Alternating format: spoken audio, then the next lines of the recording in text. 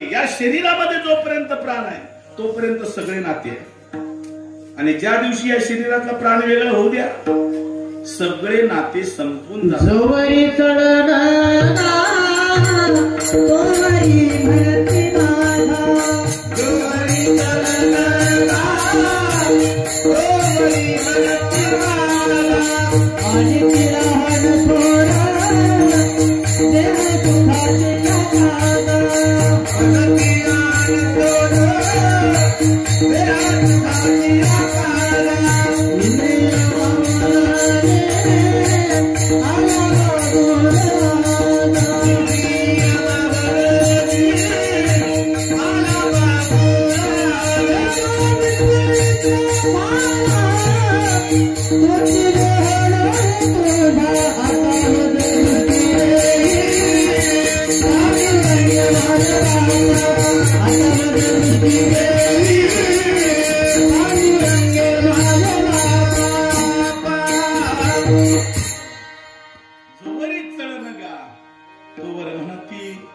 माझे माझे किंवा माझा माझा, जोपर्यंत आपल्याकडे काही पैसा आहे तोपर्यंत सगळे म्हणतात हा माझा पाहुण आहे बरं का. हो, आणि गरीब असू द्या बहीण सुद्धा भावाला ओळखत नाही. हो, एका भावाची बहीण श्रीमंत आणि भाऊ गरीब होता. भावाचे 2 वेळेचे खायचे वांदे होते आणि भावाने बायकोला सांगितलं बघ गावामध्ये आपले 2 वेळेचे खायचे वांदे आहे म्हणून आपण शहराकडे कामाला जाऊ. दोघा नवरा बायकोने आपला प्रपंच बांधला, मुलांना जवळ घेतलं आणि मुलांना घेऊन शहराच्या दिशेने निघाले. वाटेमध्ये जाता जाता बहिणीचं गाव आलं आणि त्या भावाच्या बायकोने सांगितलं गाव तुमच्या बहिणीचं घर या गावामध्ये आहे, आपल्या मुलांना भूक लागलेली आहे, चला ना बहिणीच्या घरी जाऊ 2 घास जेवण करू. भावाला वाटलं आपली बहीण आहे, पाठची बहीण आहे, म्हणून भावानं रस्ता चुकवला आणि बहिणीच्या घरी गेला. बहिणीनं दुरूनच पाहिलं, अरे माझा भिकारी भाऊ आला. नौकराला पाठवलं, नौकरा लवकर जाय, त्या माझ्या भावाला गाईच्या गोठ्यामध्ये घेऊन जाय. गाईच्या गोठ्यात ठेवलं, शेळ्या भाकरी खायला दिल्या. भावाला रडू आलं, माझ्याकडे पैसा नाही तर माझी बहीण सुद्धा मला ओळख द्यायला तयार नाही. सकाळी जड अंतकरणाने भाऊ उठला, शहराचा रस्ता धरला, शहरामध्ये गेला. पण कर्म धर्म संयोग असा आहे, एक गोष्ट लक्षात घ्या, अन्न मान आणि धन येतो प्रारब्धाने. अन्न मान धन हे प्रारब्धाने मिळत असतं. महाराज भावाच्या प्रारब्धामध्ये धन होतं आणि माझ्या भगवंताची जर इच्छा असेल तर रंकाचा राजा होतो आणि माझ्या देवाची जर इच्छा असेल तर राजाचा रंक झाल्याशिवाय राहतो. भावाचं प्रारब्ध बदललं आणि थोड्याच दिवसामध्ये भावाकडे पैसे आले. भावाने सांगितलं बाई चल बरं आता गावाकडे जाऊ आपण. हो, बायकोला सांगितलं चल आता गावाकडे चक्कर मारून येऊ. गावाकडे चक्कर मारायला निघाले आणि वाटेमध्ये येता येता पुन्हा बहिणीचं गाव लागलं.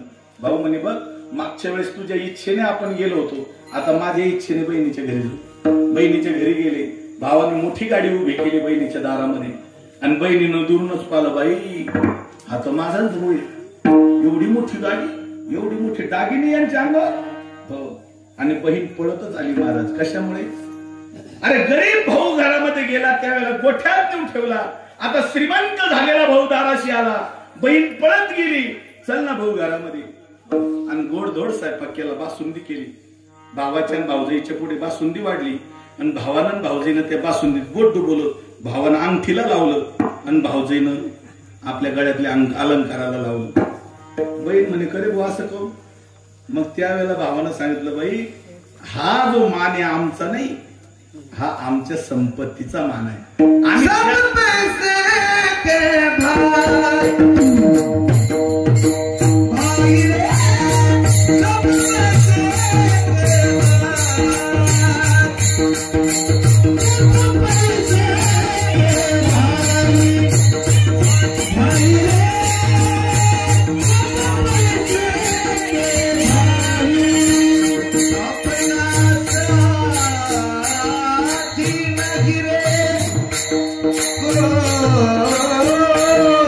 Oh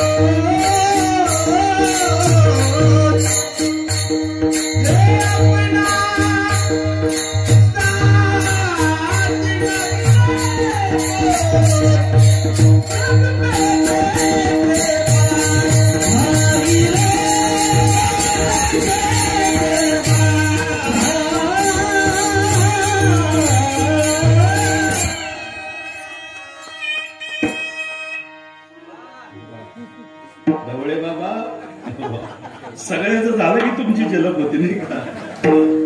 सब पैसे के भाई दिल का साथी कोई नाही. सगळे पैशाला मानणार आहे. एका जणानं सांगितलं मित्राला निरोप दिला, उद्या माझं लग्न आहे, कोर्टामध्ये माझं कोर्ट मॅरेज आहे, उद्या माझ्या लग्नाला मित्र म्हणला माझं लग्नाला येणं जमणार नाही, पण परवाच्या दिवशी भेटायला. दुसऱ्या दिवशी मित्र कुठेतरी गेला आणि तिसऱ्या दिवशी मित्राला भेटला, का रे बाबा तुझं लग्न झालं का? उदास म्हणे नाही. म्हणे काऊन नाही झालं? म्हणे आम्ही कोर्टात लग्नाला गेलो आणि मुलीनं मला विचारलं तुझ्याकडे पैसे किती? मी त्याला सांगितलं माझ्याकडे तर काहीच नाही, पण माझ्या काकाच्या खात्यावर 25 लाख आहे. तिनं माझ्या काकाशीच लग्न केलं.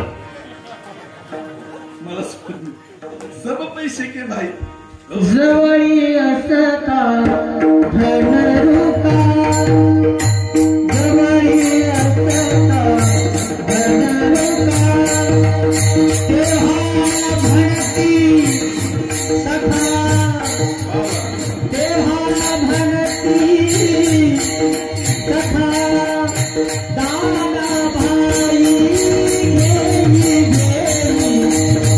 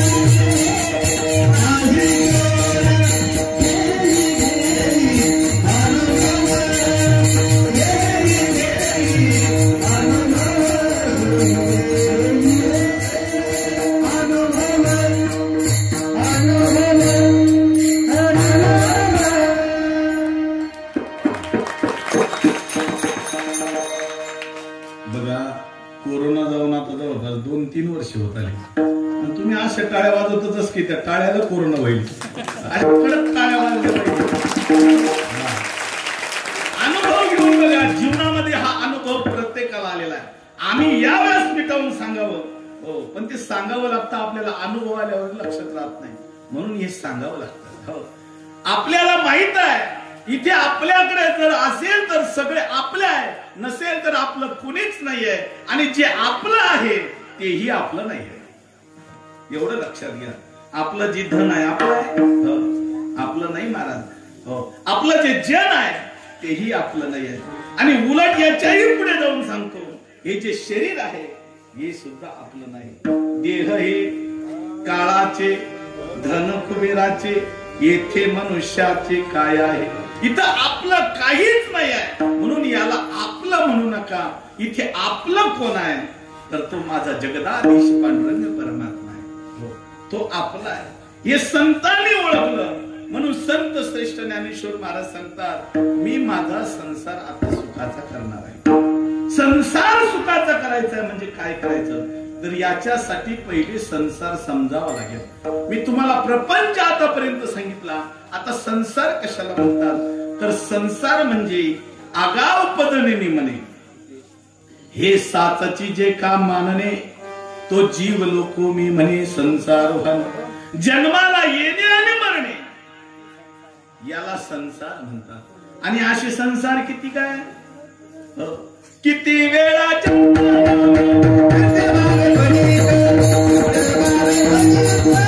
Thank you.